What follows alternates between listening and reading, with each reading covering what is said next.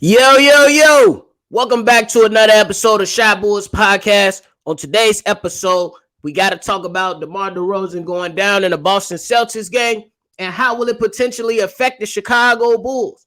We know that they took a L, but it's okay. We're going to talk about the L and then we're going to talk about Demar. But y'all know, y'all got to hear this music first. Cognac. Gang.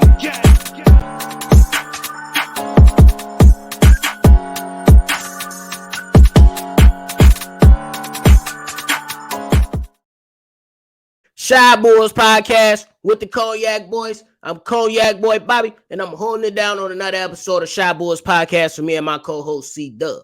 Hey, if y'all like what y'all listening to, sure you hit that like button, hit that subscribe button, and the notification bell. So every time we drop, you be the first ones to know. Now look, the Chicago Bulls, they went up against the Boston Celtics last night, and they lost in that game, 99-107. To the Boston Celtics, the number one seed in the Eastern Conference, who's been feeling a little bit of pressure from those Brooklyn Nets who are 18-2 in the last 20 games. So the pressure was on between the Chicago Bulls, who are under 500, and the pressure was on for the Boston Celtics, who had to go out and try to maintain that lead in the Eastern Conference, as the Brooklyn Nets and the Milwaukee Bucks are right behind them.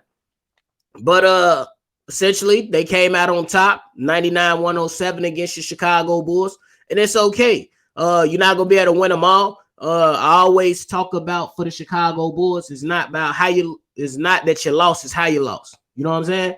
If you go out there and you just lay an egg and you have a I don't give a fuck attitude, that's a problem for me. But these guys, they tried to fight their way back, led by Zach LaVine, scoring 15 of his 27 points in the fourth quarter and almost single-handedly, with a little bit of help here and there, led these guys back. And from what it looked like, he played majority of that second half. So kudos to him, even though we felt like there was some a little bit something going on with that knee throughout the game. But hey, my guy locked in, and he really showed people why he's an all-star type of player. So it is what it is. But now we go on and we talk about Demar Derozan. So Demar Derozan went out last night. He exited in the third quarter with a quad strain. At first, initially, we thought it was a non-contact injury. Man, I'm so happy that it wasn't, because we know that non-contact injuries like that, when people fall to the floor and then have to leave the floor and go to the locker room, typically doesn't end well for players, because sometimes it's, knock on wood, those be the plays where it's something wrong with some of those ligaments in their knee. You know what I'm saying? Or something else on the lower legs. So, man, but it came out, and if you saw the tape, it's just you got to pay a little attention to the right foot. It clipped Al Horford while he was trying to cross him up.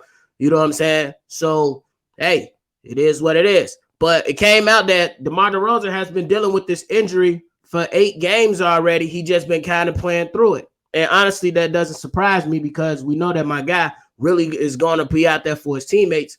And he's relatively durable for damn near his entire career. Since he signed with the Chicago Bulls, he has played in 136 of the possible 142 games. And he leads the NBA in appearances since he was drafted in 2009. So, you know what I'm saying? Shout out to him for pushing it through.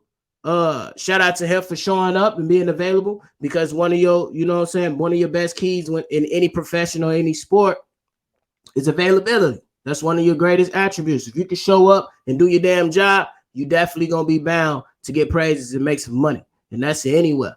But yeah. So other mindset, me personally, I'd rather have DeMar DeRozan sit out for a few games, and I know that he's giving us 26, 5, and 5 on 50% shooting, but I'd rather him take a couple games. I'm not saying sit him down for weeks and all that. I'm just saying just take a couple games, man. You've been giving the Chicago Bulls a lot sometimes, and you know, putting it all out there, doing what he has to do for the Chicago Bulls. I believe he should go ahead, take a few games off, rest that quad up, especially if you've been playing through it with 8 games. You know what I'm saying? I know his game does not require a lot of athleticism, but the quads are tricky, though. It's the same thing with the hamstring. 1 minute they good, and then next minute, you know what I'm saying?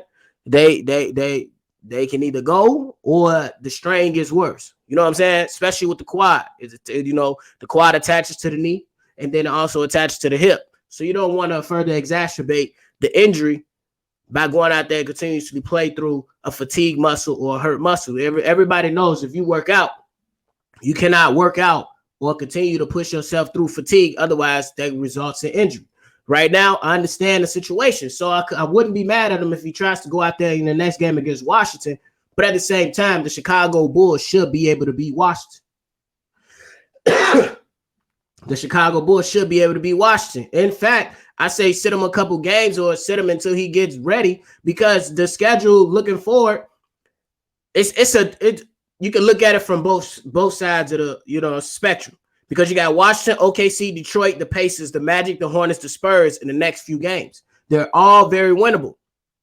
On one side, you could say, hey, if we got DeMar here, he's going to give us the greatest chance to win. And most of these, if we come out and play hard, can surely, more than likely, result in a win. And then on the flip side, from me, I will say that these guys still have enough talent to beat these teams as long as they lock in and do what they do. Now, me like that, if we decide to rest DeMar DeRozan, this, in my mind, this gives other players like a Patrick Williams to get more plays called for him, more opportunities.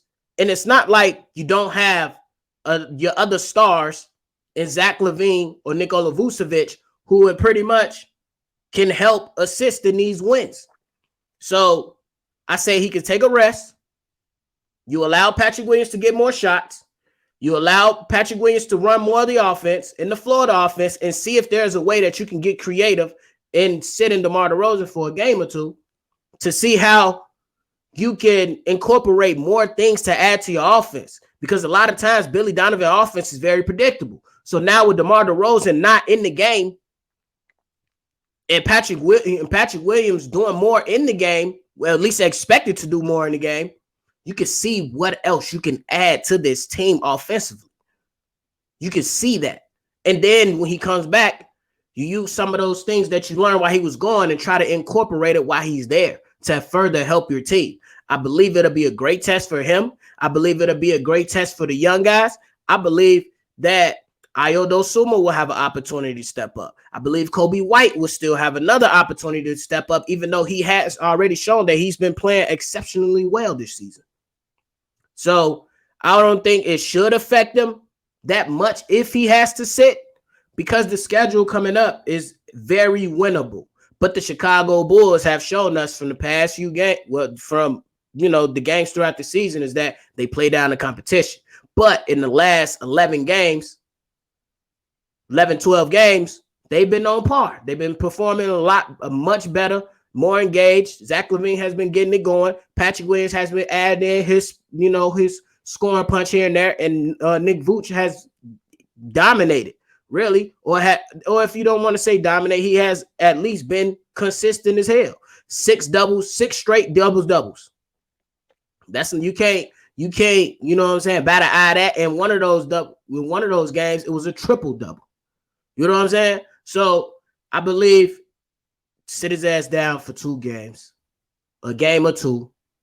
Let these young guys come out and see what they can do. And if these guys start stringing together some wins and some good performances, I would rather him sit down and get back healthy. Bro, we still got a lot of the season left. We're at the halfway point. We still got, not a lot, but we still have enough leeway to where we can, operate. But I do understand the other side of the spectrum to where you're like, we need them because we below 500. We're in the 9th spot, and that's the play-in. We want to get out of the play-in. He gives us a greater chance, to rise up the ranks. So, hey, I'm not against either one of them. But y'all go ahead and let me think how y'all feeling about that mindset. Which mindset would you go with? Would you go with the mindset of resting DeMar DeRozan for a game or 2 and letting young guys like a Patrick Williams or Ayo Dosunmu get more time to see if these guys can go ahead and win? Or would you be at a mindset of saying, hey, we need DeMar DeRozan here.